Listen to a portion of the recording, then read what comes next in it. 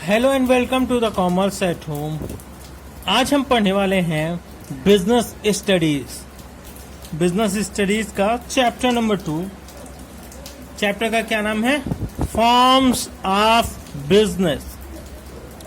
कितने तरह के बिजनेस होते हैं, इसकी हेडिंग लिख सकते हैं आप, टाइप्स ऑफ बिजनेस ऑर्गेनाइजेशन, या भैया जो हमारे चैप्टर का नाम है फॉर्म्स ऑफ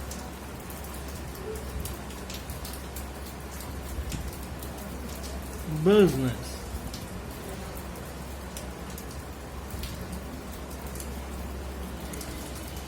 व्यवसाय के प्रारूप।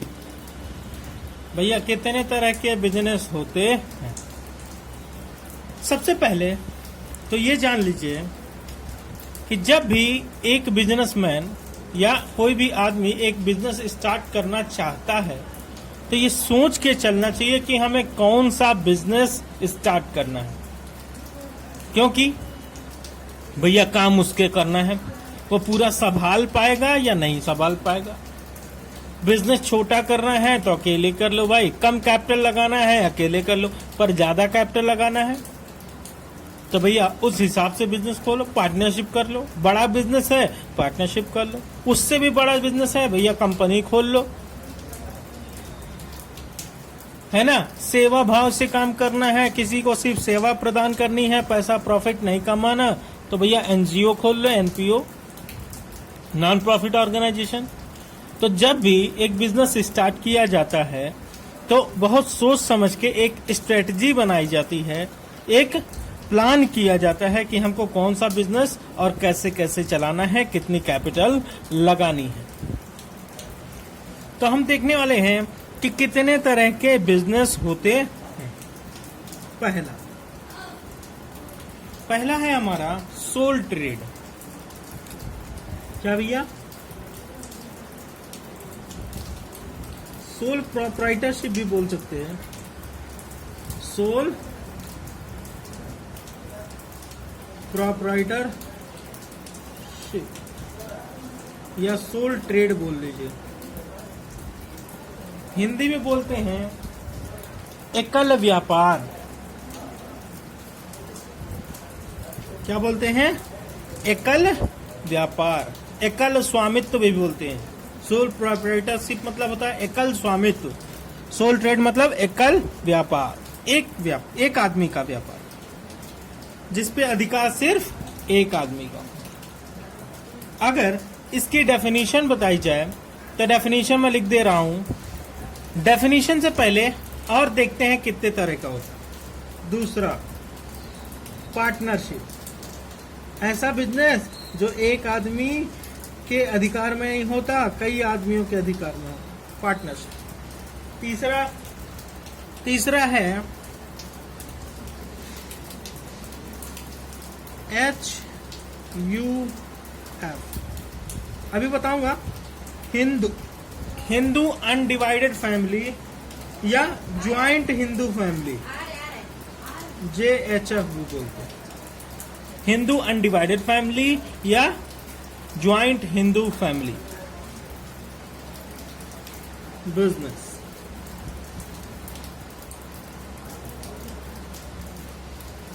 अच्छा सर, चौथा है कोऑपरेटिव सोसाइटीज।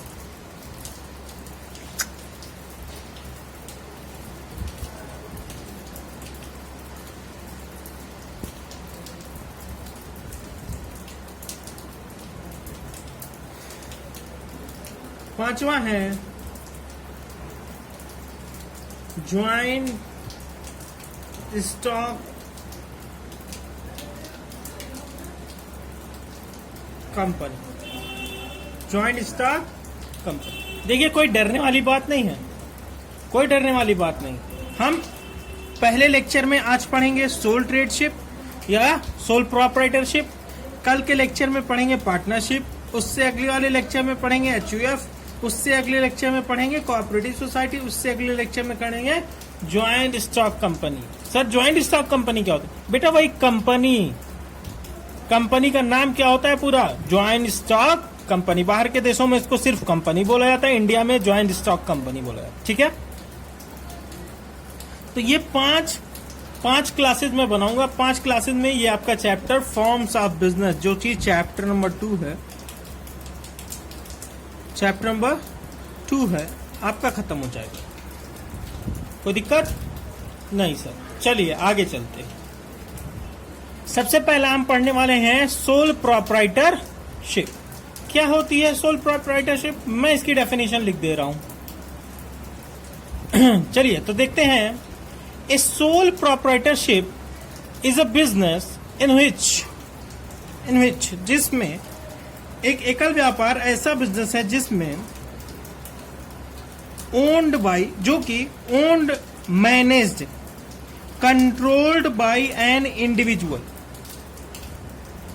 जो कि किसके द्वारा अधिकृत है? एक आदमी के द्वारा, एक इंडिविजुअल के द्वारा। एक इंडिविजुअल, एक ही आदमी उस पे अधिकार रखेगा, उसको मैनेज करेगा, है ना, प्रबंधन उसका करेगा और उस पे नियंत्रण रखेगा। हिंदी में बोलते हैं कंट्रोल का मतलब नियंत्रण, मैनेज मतलब प्रबंध, ओन्ड मतलब अधिकार।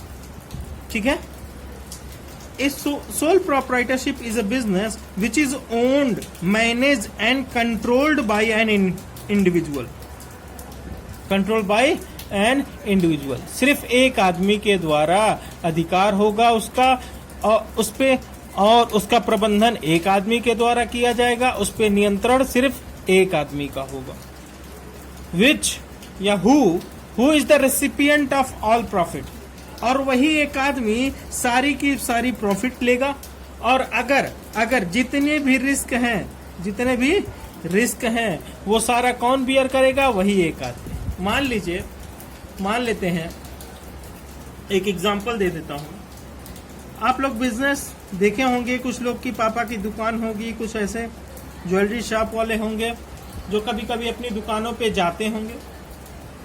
बताइए, आपके पापा अकेले मालिक हैं, आपके पापा अकेले मालिक हैं बिजनेस के।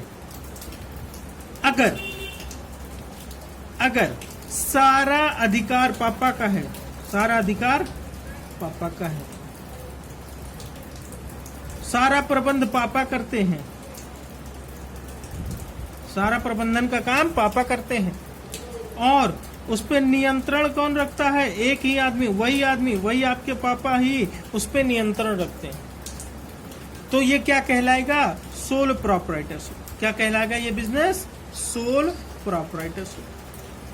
अच्छा सर, तो इसमें जितना प्रॉफिट होगा, भैया जितना प्रॉफिट होगा, देखिए लिखा है who is recipient of all profit. एक ऐसा आदमी जो सारी की सारी प्रॉफिट ले लेगा, और जितने भी उस बिजनेस में रिस्क होंगे, नुकसान का फैक्टर होगा, वो कौन बियर करेगा? यही एक ही आदमी बियर करेगा। तो सोल प्रोप्राइटरशिप जिसमें सिर्फ एक आदमी अधिकृत हो, जिसपे सिर्फ एक आदमी का अधिकार हो, जो बिजनेस सिर्फ एक आदमी का हो, वो बिजनेस कहलाता है सोल प्रोप्राइटरशिप। चलिए अब देखते हैं features of sole trade.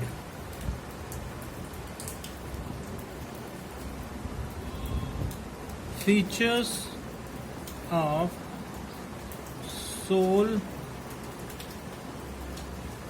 Trade या सोल प्रोप्राइटरशिप।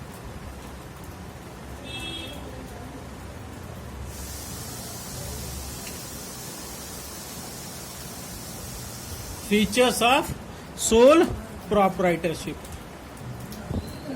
चलिए, पहला फीचर क्या है? पहला फीचर है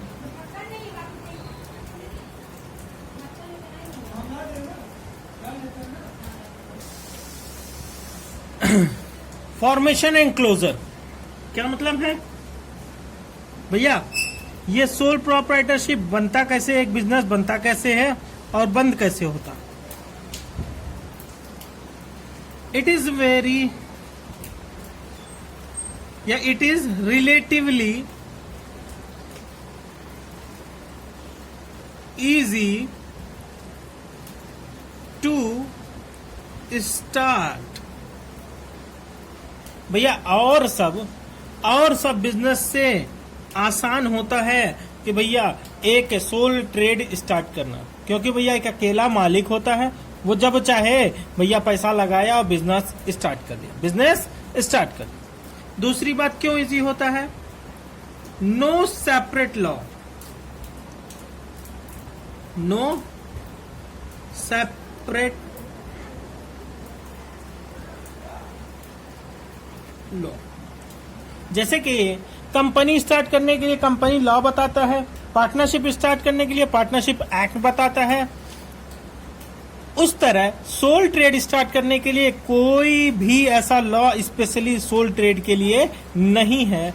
बहुत थोड़ी सी लीगल फॉर्मेलिटी हमें अदा करनी पड़ती है, लीगल फॉर्मेलिटी अदा करनी पड़ती है। और कभी कभी कुछ बिजनेस ऐसे होते हैं स्टार्ट तो आसानी से हो जाएंगे बट हमें लाइसेंस लेना पड़ेगा। जैसे कि भैया गन बेचने के लिए हमें गन बेचनी है तो हमें लाइसेंस चाहिए, बिना लाइसेंस के हम गन नहीं बेच सकते। अकेले बिजनेस स्टार्ट कर सकते थे, सोल ट्रेड है, हम अकेले चलाएंगे, सब कुछ काम अकेले करेंगे, सोल ट्रेड है, बट क्या बिना लाइसेंस के कर सकते हैं? बिना लाइसेंस के नहीं कर सकते। इसीलिए इसमें लाइसेंस की कभी कभी कुछ बिजनेस की जरूरत होती, ये बड़े आसानी से बन जाता है। अब बन इजी टू क्लोज। अगर हमारा सोल ट्रेड बिजनेस था और हमने रजिस्टर करा के रखा है तो भैया जाकर रजिस्ट्रेशन कैंसिल करा दीजिए, बात खत्म। उसके बाद आके ताला मार दीजिए दुकान में। वैसे सोल ट्रेड जल्दी कोई रजिस्टर नहीं कराता, अकेला मालिक होता है, कोई बेईमानी का डर नहीं, कुछ नहीं, इसलिए रजिस्ट्रेशन जल्दी नहीं कराता बिजनेस का। तो जब चाहे वो बिजनेस बंद कर सकता है, कोई लीगल फॉर्मेलिटी इसको अदा करने की जरूरत नहीं है। पापा चाहे तो अपनी दुकान चलाए, पापा चाहे तो दुकान बंद कर दें, कोई मना करेगा क्या? कोई मना करने वाला नहीं है। लेकिन पार्टनरशिप होती तो दूसरे पार्टनर से पूछना पड़ता, उसकी भी मर्जी देखनी पड़ती, बंद करना चाहता है या नहीं बंद करना चाहता। ठीक है। दूसरी है लाइबिलिटी। भैया एक सोल प्रोपराइटर का मान लेते हैं, लाइबिलिटी मतलब होता है दायित्व, जिम्मेदारी। एक सोल प्रोपराइटरशिप की जिम्मेदारी कौन कौन सी है? भैया अनलिमिटेड जिम्मेदारी है उसकी। अगर बिजनेस में लॉस हुआ, मान लेते हैं, एक एग्जांपल ले रहा हूं, एक आदमी आया, हमने कहा उससे हम बिजनेस में बैठे हुए थे और एक आदमी आया, उससे हमने कहा कि भैया आप हमको गुड्स दे दो, माल बेच दो हमको, जब मैं बेचूंगा पैसे ले लेना। उसने कहा ठीक है, लेकिन हम माल बेचते गए और हमको लॉस हो गया, बहुत ज्यादा लॉस हो गया, बिजनेस के पास पैसे नहीं बचे कि ये इसका लॉस भर सके। तो ये क्या कहेगा? हमको तो अपना पैसा चाहिए, चाहे बिजनेस भरे और चाहे तुम खुद भरो। तो इसकी जिम्मेदारी क्या होती है? अनलिमिटेड होती है। और personal property use to set off the claims. भैया अगर बिजनेस में कोई एसेट बची नहीं हुई है, बिल्डिंग उल्डिंग बेच दिया, सब कुछ बेच दिया, तब भी उसका लॉस भर नहीं पाया, तो अब चल के अपना घर बेचो, घर बेच के भी देना पड़ेगा, लेकिन उसका पैसा सेट ऑफ करना पड़ेगा, आपको भरना ही पड़ेगा। इसलिए कहा जाता है कि लायबिलिटी क्या है? अनलिमिटेड है। असीमित दायित्व, हिंदी में क्या बोलते हैं? असीमित दायित्व। भैया तीसरी बात, sole risk bearer and profit recipient. चाहे जितना नुकसान हो जाए उसको अकेले ही भरना पड़ता। तो सोल रिस्क बियरर, सारी जिम्मेदारी, सारी जिम्मा उस पे भार सारा एक आदमी पर होता है, सारे लॉस को वही बियर करेगा जितना भी नुकसान होगा। तो भैया जितनी प्रॉफिट होगी वो अकेला रेसिपिएंट भी तो होना चाहिए, इसलिए बोला sole risk bearer and profit recipient. अगर वो पूरा का पूरा रिस्क उठा रहा है तो पूरी की पूरी प्रॉफिट भी वही लेता है, कोई और हिस्सेदार उसमें नहीं आ सकता। देखिए कंट्रोल, नियंत्रण किसके द्वारा होता है? सोल ट्रेड में नियंत्रण होता है सिर्फ एक आदमी के द्वारा। कौन है भैया? मालिक। All powers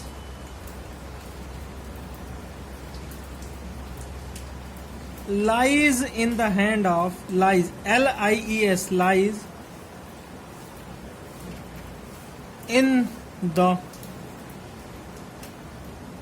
hand of proprietor। भैया मालिक के ही हाथ में सारी पावर होती है। इसको बोलते हैं सेंट्रलाइजेशन ऑफ पावर। पावर क्या है? सेंट्रलाइज है, केंद्रित है, एक आदमी के पास है, सेंट्रलाइज्ड है। सारी पावर सिर्फ एक आदमी के पास है। भैया पांचवा पॉइंट है हमारा, नो सेपरेट एंटिटी। क्या मतलब है?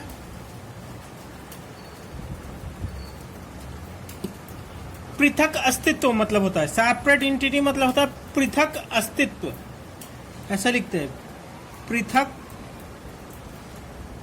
अस्तित्व।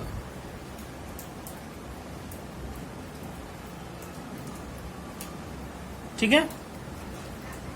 नो सेपरेट एंटिटी, भैया कोई पृथक अस्तित्व नहीं होता है। बिजनेस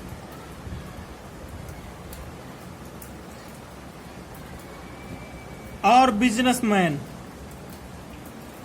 दोनों एक ही बातें हैं, दोनों एक ही बातें हैं। कैसे कह रहा है ये कि भैया बिजनेस और बिजनेसमैन एक ही बातें मानी जाएंगी किसमें? सोल ट्रेडशिप में, सोल प्रोप्राइटरशिप में। कैसे मान लेते हैं कि कोई भी काम, बिजनेस यहाँ पे है, बिजनेस तो दौड़ नहीं रहा, दुकान एक जगह पे है, मालिक गया कहीं पे कोई चीज सामान खरीद के लाया, सामान खरीद के बिजनेस को प्रॉफिट हुआ, तो प्रॉफिट किसकी है? बिजनेस ने कमाया, इस वजह से मालिक की है। लेकिन अगर ये मालिक गया और कोई लॉस कमाया, कोई लॉस लेके आया, कुछ नुकसान करा दिया, तब भी ये किसका है? बिजनेस में लॉस हुआ, लेकिन बियर कौन करेगा? मालिक बियर करेगा। इसलिए कहा गया जब एक अकेला आदमी मालिक हो, जब एक अकेला आदमी मालिक हो, उस टाइम पे न बिजनेस और बिजनेसमैन में कोई अंतर नहीं होता। अब ये पार्टनरशिप की बात होती तो कहा जाता भैया बिजनेस ने लॉस कमाया है, वो बिजनेस की जिम्मेदारी है, पार्टनर्स की जिम्मेदारी नहीं। ये उसका पर्सनल प्रॉफिट है, पर्सनल लॉस है, वो झेले, बिजनेस झेले, पार्टनर कोई जिम्मेदारी नहीं लेगा। कोई दिक्कत? देखिए कह रहा है छठवां point, lack of business continuity. Lack of business continuity. हम लोग 5 पॉइंट पढ़ चुके हैं, 5 पॉइंट पढ़ चुके हैं, उसी का आप छठवां पॉइंट पढ़ने वाले हैं। छठवां पॉइंट क्या है? Lack of business continuity. कह रहा है जब सोल ट्रेड की बात आती है वो ज्यादा स्टेबल नहीं होता, ज्यादा स्टेबल नहीं होता। क्यों स्टेबल नहीं होता? कि भैया मान लेते हैं एक बिजनेस चल रहा है, एक बिजनेस चल रहा है, अचानक से इसके मालिक बीमार हो गया, अचानक से इसका मालिक बहुत ज्यादा बीमार हो गया, ठीक नहीं रहने लगा, बिजनेस क्या हो जाएगा? बंद हो जाएगा। अचानक से वो जेल चला गया, कोई क्राइम कर दिया उसने, अचानक से पता चला बिजनेस में इतना ज्यादा लॉस हो गया कि भैया वो संभाल ही नहीं पाया, तो इसमें कोई स्टेबिलिटी नहीं होती, कभी भी चालू हो सकता है और कभी भी बंद किया जा सकता है। ठीक है। Lack of business continuity, continuity में इसमें स्टेबिलिटी नहीं होती।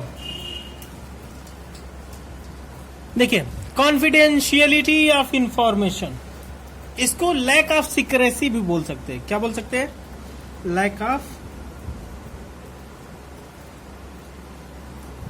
सॉरी लैक ऑफ सीक्रेसी नहीं, इसको सिर्फ सीक्रेसी बोलेंगे। क्या बोलेंगे? सीक्रेसी। हर बात को सीक्रेट रखा जा सकता है, राज छुपा के रखा जा सकता है। कैसे छुपा के रखा जा सकता है? जब एक अकेला मालिक है, जब एक अकेला मालिक है तो उसको अपने बुक्स ऑफ अकाउंट जो है, बुक्स ऑफ अकाउंट किसी को दिखाने की जरूरत नहीं पड़ती। हम अकेले बिजनेस चला रहे हैं, हम अपनी बुक ऑफ अकाउंट तुम्हें क्यों दिखाएंगे, तुम्हें क्यों दिखाएंगे? यहाँ हम ओनर हैं, हम देख लेंगे क्या नुकसान क्या फायदा सब हम कर लेंगे। तीसरे आदमी को दिखाने जाएंगे क्या? कभी नहीं दिखाने जाएंगे। इसलिए कह रहा है कॉन्फिडेंशियलिटी ऑफ इंफॉर्मेशन, इसमें चीजें कॉन्फिडेंशियल होती हैं, सीक्रेसी बनी रहती है, रहस्यमयी है। क्या है? हिंदी में बोलते हैं रहस्यमयी।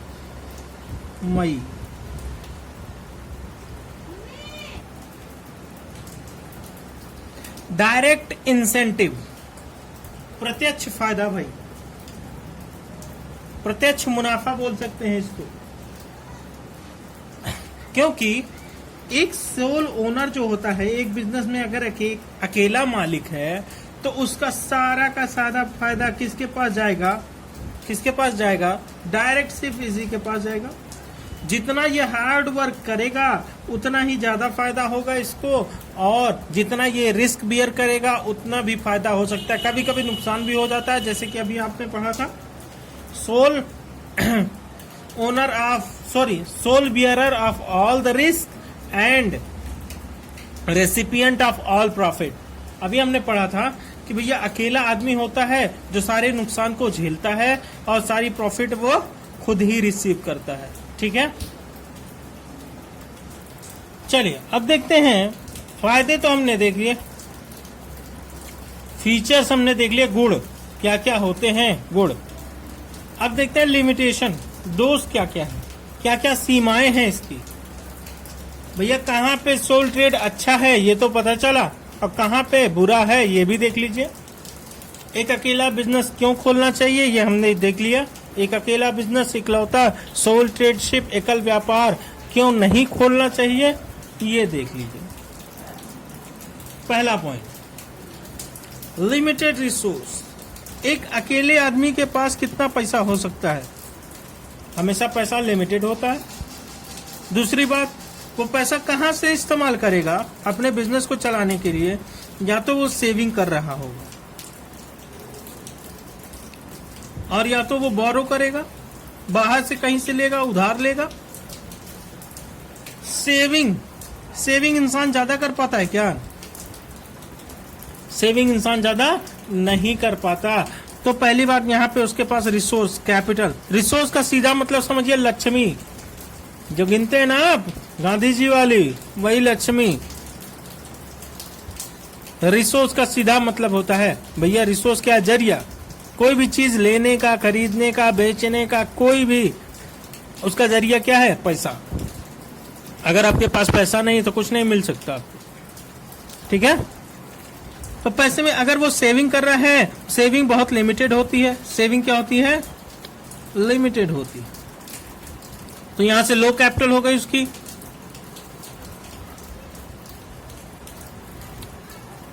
दूसरी बात, अगर वो किसी से उधार लेता है तो तुम अपने ऊपर रख के सोचो, अपने ऊपर को, तुम अपने दोस्तों से, अपने जानने वालों से या बैंक से कितना लोन उधार मांग सकते हो?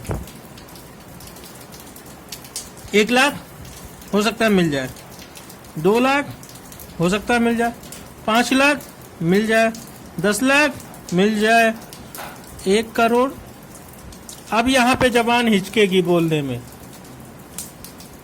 1 करोड़ तो नहीं मिल पाएगा सर, हम इतने अच्छे बिजनेसमैन नहीं हैं। तो एक लिमिट बन गई क्या? हम 50 लाख तक ले सकते हैं, तो हम बिजनेस 50 लाख तक का कर सकते, 1 करोड़ वाला नहीं कर पाएंगे। इसलिए कह रहा है हमारे पास पैसे की सीमाएं हैं, लिमिटेड रिसोर्सेज। हिंदी में बोलते हैं सीमित साधन, सीमित साधन। ठीक है, अच्छा दूसरी बात क्या है? Limited life of A business. एक बिजनेस की लिमिटेड लाइफ होती है, क्योंकि कभी वो बीमार पड़ गया, कभी वो मर गया, कभी वो जेल चला गया, कभी कुछ हो गया, तो भैया कोई भरोसा नहीं होता इस बिजनेस के लाइफ का। इस बिजनेस के लाइफ का कोई भरोसा नहीं होता, इसलिए सोल ट्रेडशिप खोलनी नहीं चाहिए। पार्टनरशिप में होता तो दूसरा वाला पार्टनर चला रहा होता बिजनेस, आप बीमार हो गए, घर बैठे हुए हैं, तो दूसरा पार्टनर बिजनेस देख रहा। अनलिमिटेड लाइबिलिटी, तीसरा देखते हैं, ये भी एक नुकसान वाली बात है। अनलिमिटेड लाइबिलिटी क्या है? अनलिमिटेड लाइबिलिटी असीमित दायित्व। असीमित दायित्व होने से भैया एक बहुत बड़ा नुकसान है। मान लेते हैं आपने घर बनाया, उसके बाद छोटा सा बिजनेस खोला, बिजनेस को चलाने लगे, नुकसान हो गया, बिजनेस तो बिका ही बिका, साथ साथ में घर भी बिक जाएगा। क्यों? क्योंकि भैया जो तुमको उधार दे के रखे हैं वो तुम्हें छोड़ेंगे नहीं बिना पैसा लिए हुए, तो उसके वजह से हमको घर भी बेचना पड़ जाएगा। असीमित दायित्व होने का यही मतलब होता है कि अगर आप अपना लॉस भर नहीं पा रहे हैं, अपना बकाया भर नहीं पा रहे हैं, तो चाहे जो करके आपको भरना ही पड़ेगा। गुलामी करनी पड़े भले ही, लेकिन आपको करनी पड़ेगी, उसका पैसा भरना पड़ेगा। आखिरी पॉइंट देखते हैं सोल ट्रेड का, क्या है? Limited managerial ability. भैया जो स्किल होती है ना, आप खुद सोचो, जो स्किल होती है, जो गुण होता है एक इंसान के अंदर, वो एक चीज का होता है। अगर आपको मार्केटिंग अच्छी आती है तो उतने अच्छे आप अकाउंटेंट नहीं होंगे। आप अकाउंटेंट अच्छे हैं तो आपको मैनेजमेंट संभालना नहीं आएगा। मैनेजमेंट संभालना आता है, सेल डिपार्टमेंट नहीं संभाल पाए। सेल डिपार्टमेंट संभालना आता है, स्टॉक नहीं देख पाए। तो एक आदमी के अंदर एक गुण होता है, अच्छा गुण। दूसरी बात, मान लेते हैं आप मैनेजमेंट देखते हैं, पूरा मैनेजमेंट बहुत अच्छे से देख रहा है, आप सेल परचेज के लिए आदमी नहीं रख पाएंगे, क्योंकि आपके पास क्या है? आपके पास क्या है? लिमिटेड रिसोर्स, सीमित साधन है। पैसा कहीं पे आप ऐसे ही वेस्ट नहीं कर सकते। इस वजह से भैया क्या है? लिमिटेड मैनेजरियल स्किल या एबिलिटी। ठीक है, अगर आपको मेरी वीडियोस पसंद आती हैं तो आप इसको लाइक, शेयर और सब्सक्राइब करिए। यहाँ पे हमारा सोल ट्रेड तो खत्म हो गया, बट अगली वीडियो में हम देखेंगे पार्ट 2 में। ये था हमारा पार्ट 1। पार्ट 2 में हम देखेंगे, कि भैया पार्टनरशिप क्या होती है। यहाँ पे तो हमने देखा क्या? सोल प्रोप्राइटरशिप, ये हम पढ़ चुके। अब हम देखेंगे अगला पार्टनरशिप नेक्स्ट वीडियो में, पार्ट 2 में। ये चैप्टर 2 का पार्ट 1 था। पार्ट 2 इंशाल्लाह कल अपलोड हो जाएगी। आप लोग बस अगर पसंद आती है तो लाइक और कमेंट जरूर करना यार। दूसरी बात, अपने दोस्तों तक जरूर शेयर करिए ताकि वो भी आपकी तरह पढ़ाई कर सके। Okay, good luck. अब आपका यही होमवर्क है कि आप खुद से एक बार अपना फॉर्म्स ऑफ बिजनेस चैप्टर खोलेंगे। फॉर्म्स ऑफ बिजनेस जो चैप्टर था वो खोलेंगे और उसकी थ्योरी एक बार पूरी की पूरी पढ़ेंगे। जो समझ में नहीं आएगा वो आप हमको व्हाट्सएप नंबर मैं अपना दे रहा हूं, आप आराम से हमसे वहां पे क्वेरी पूछ सकते हैं।